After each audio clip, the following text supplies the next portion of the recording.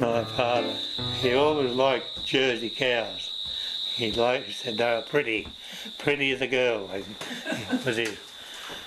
And he started off at about 6, and he gradually added to them, bought a few, and then started to breed them. And he bred some very top cattle in his time. Started showing at Alstonville show in 1922, and showed there all his dairying life, Alstonville, and then to Lismore, Mullumbimby, Casino, besides Sydney. The government asked him, or invited him, to go to Jersey Island and England to buy breeding cattle for their stud farms. When we showed in Sydney, we'd leave home about 3 o'clock in the afternoon, go to Lismore, put the cattle on the train, then head off to Sydney. Coming home, and the second last trip in, we were travelling along the road, I heard the cows come behind. It was greys, red cows. And they caught up with us and mixed up. How the heck are we going to separate these cows when we get out to where greys move off? Didn't know how we were going to do it.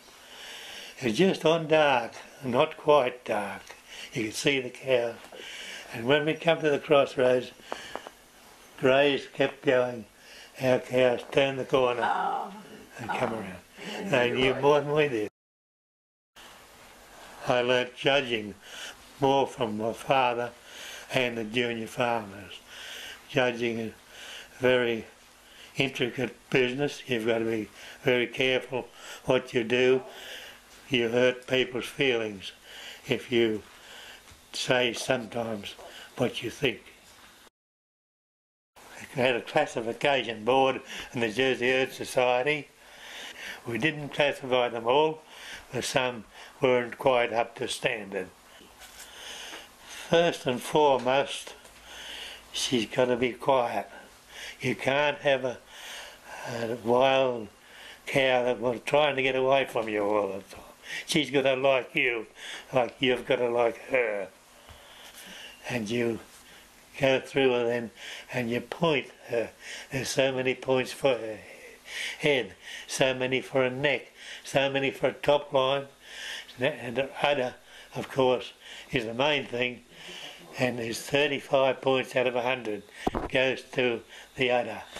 You like to have them in good condition before you start feeding them, and then they put a shine on the coat. You have to clip them all over by the tail. They love clipping.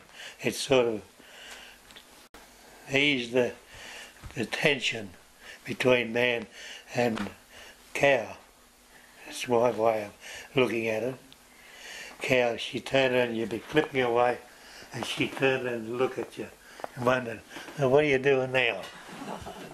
Typical day would be you rise at daylight or before daylight, you start milking at daylight.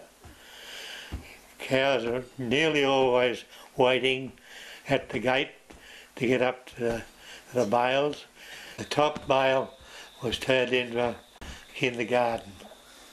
And that's where the kids were, that's where they enjoyed being. They loved the cows.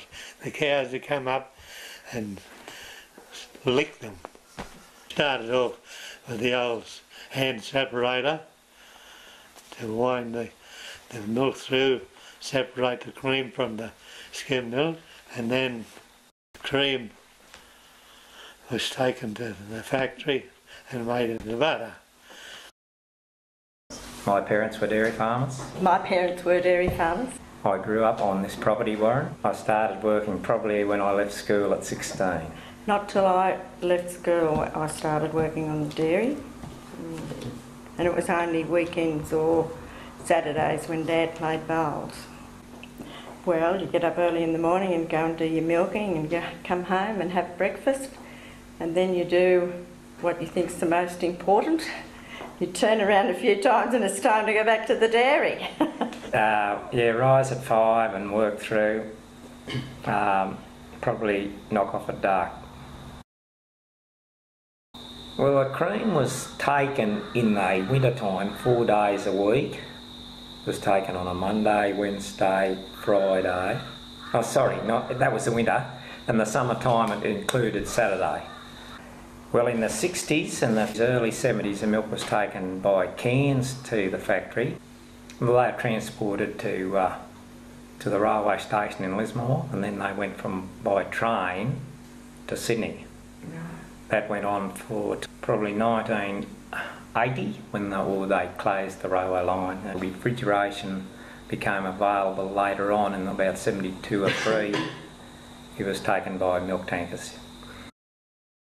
Oh, there's been major changes, you know. The first change was mostly the one from the cream to the whole milk. And the bigger change then became the deregulation in 2000. Well, to start with, it affected our income by almost half.